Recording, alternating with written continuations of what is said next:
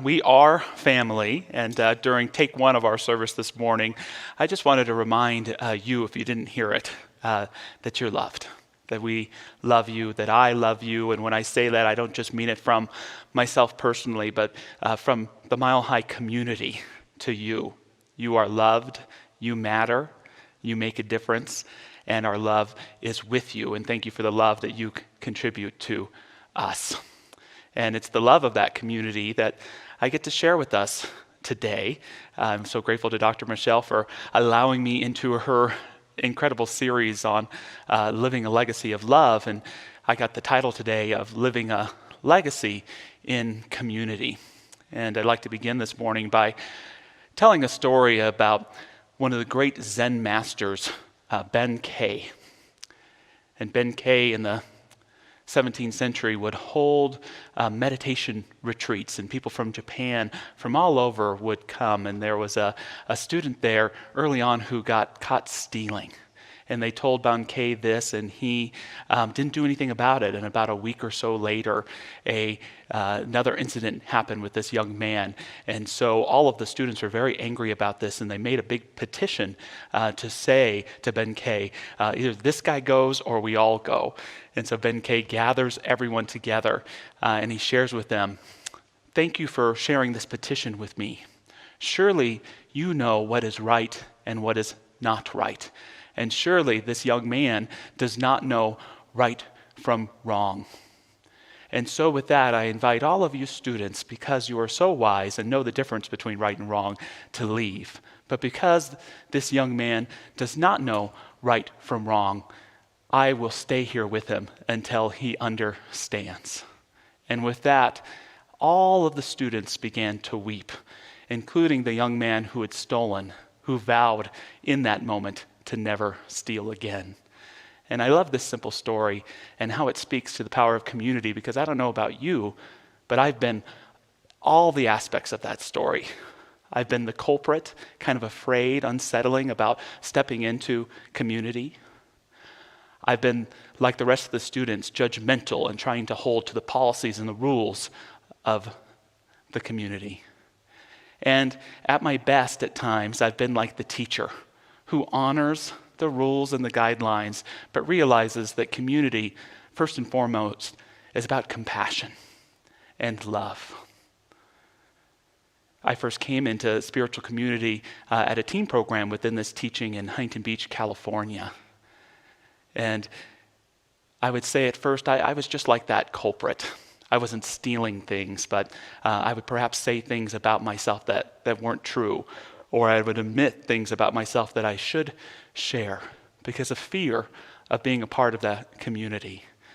Mary and Alan Feldman, these two beautiful beings who led that teen group, made it so safe, so about being ourselves, that eventually I had to let that fear go and become a part of that community.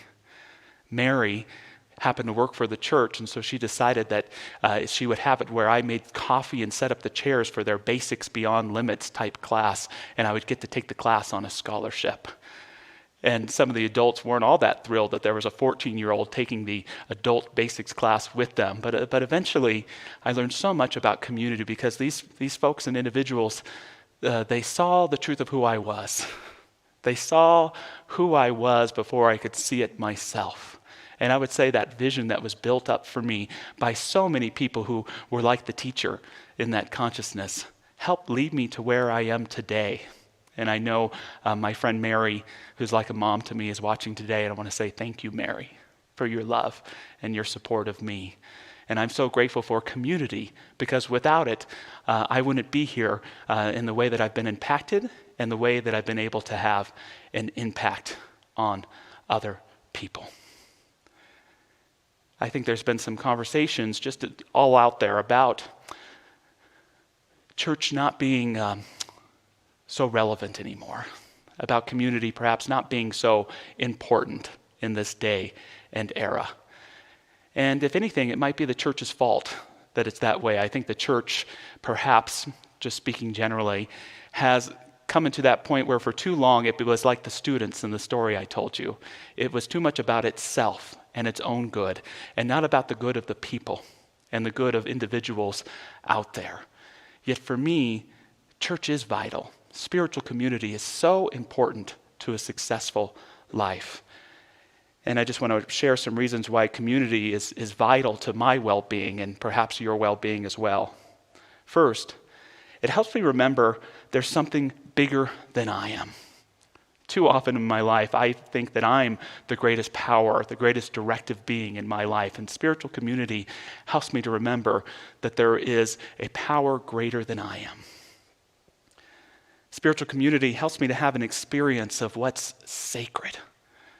And I would say that community itself, when we're all together, be it physically in this room or even online right now, can be a sacrament within itself, a way we experience divinity together.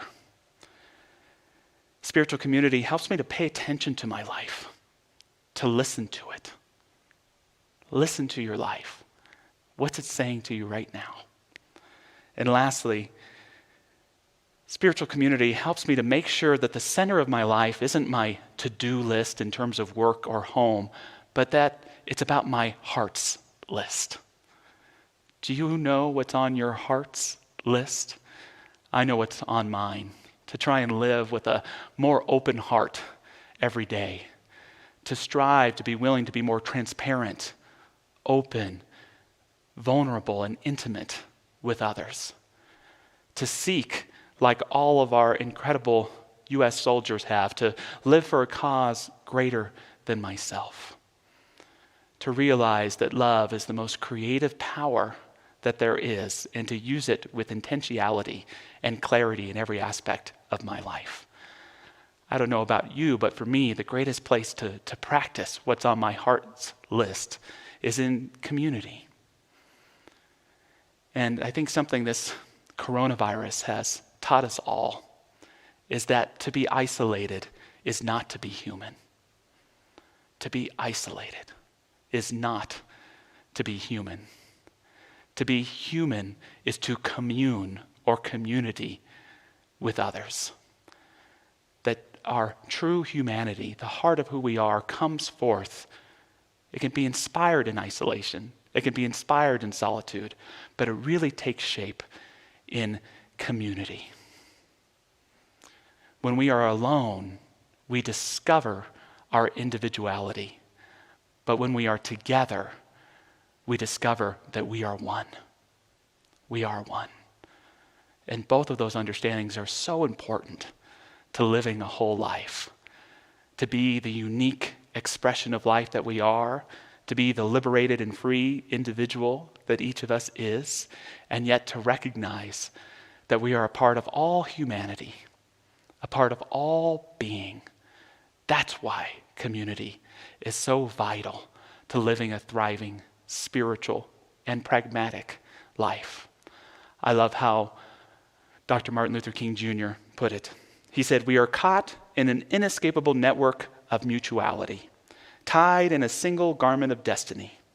Whatever affects one directly affects all indirectly." And because of the blessing of technology today, I want to let Dr. King himself continue that quote here, given in a sermon he gave in 1968. We are tied together in life and in the world. And you may think you got all you got by yourself. You know, before you got out here to church this morning, you were dependent on more than half of the world. You get up in the morning and go to the bathroom and you reach over for a bar of soap, and that's handed to you by a Frenchman. You reach over for a sponge, and that's given to you by a Turk. You reach over for a towel, and that comes to your hand from the hands of a Pacific Islander. And then you go into the kitchen to get your breakfast. You reach on over to get a little coffee, and that's poured in your cup by a South American. Or maybe you decide that you want a little tea this morning, only to discover that that's poured in your cup by a Chinese. Or maybe you want a little cocoa, that's poured in your cup by a West African. Then you want a little bread, and you reach over to get it, and that's given to you by the hands of an English-speaking farmer, not to mention the baker. Before you get through eating breakfast in the morning, you're dependent on more than half of the world. That's the way God structured it. Wouldn't it be something if every once in a while when we bought a clothing product or a food product or a cosmetic product, if we were able to learn not just the ingredients and not just where it was made, but something about who made it, their story. We are tied in that bond of mutuality, and yet when we avoid togetherness and stay in isolation, we forget that we are one. You know, a lot of people talk about our teaching like it's smorgasbord spirituality, that we just stretch and reach and take wisdom from wherever we want it, that it's anything each of us wants it to be. But I want to share with you today that for me, it can be more black and white than that. That in many ways it's either or. It's the recognition that either we are all one or we're not. Either God is or God isn't. Either there is a power greater than I am that I can use to co-create my life with, or there isn't. Either there are seeds of meaning and purpose in every circumstance and situation, born intuitively in every relationship that we have, or there's not. It's either or. And at the same time, I don't think of this in just terms of being an existential question that we want to ponder and discuss. Deep down in one of the most important metaphysical teachings that we have, the secret to making this stuff work is to realize it's not just either or, it's a choice. I cannot be so naive as to just think God is going to unveil herself to me and show me the truth. I can't be so naive just to think that this power for good is going to work for me without my conscious participation with it. I can't just speak lip service to the idea that we're all one. I have to live it and get into community to know that it's there. Our founder, Ernest Holmes, put it this way. He says, life is not pleased by our being unhappy. God is not honored by our being sad. Spirit is not stimulated by our entreaty. The divine is not conditioned by our sense of limitation. God is, was, and remains perfect. God is ready, able, and willing to do anything for us. But the Spirit cannot give us what we refuse to accept. You know, sometimes I will criticize my fundamentalist Christian friends for this concept of salvation when they say that in order to experience salvation, you have to take the teachings and the life of Christ into your own heart. And when you do that, you get the promise of eternal life. And if you don't do that, then it's damnation, then it's hell for you. And the part that I really disagree with is that latter part. See, what I do agree with is that each of us has a choice to make. And that when you and I accept these spiritual truths into our heart, there's an immense transformation that can happen. We've discovered the secret of life itself, and we can live from it. However, when we don't choose that, it doesn't mean that there's some fire pit in the afterlife waiting for us. It means when we do accept and choose those things into our heart, we experience our eternal lives now. And that hell just means the state of missing out on that truth. Hell is missing out on that truth of who we are. There are all sorts of truths in this world. Empirical truths, philosophical truths. But I value first and foremost what I'll call today those damn true truths. What are your damn true truths? That we're all one? That there's something sacred in this life? That our relationships are vehicles to sacred connection and knowing the truth of who we are? That love is the most important and creative building block that there is in the universe and in our own lives? What are your damn true truths? And are you living from those? Because when we tear ourselves away from being one with everyone, we hide those truths. We cover them up. And it's community that calls us to bring them back together.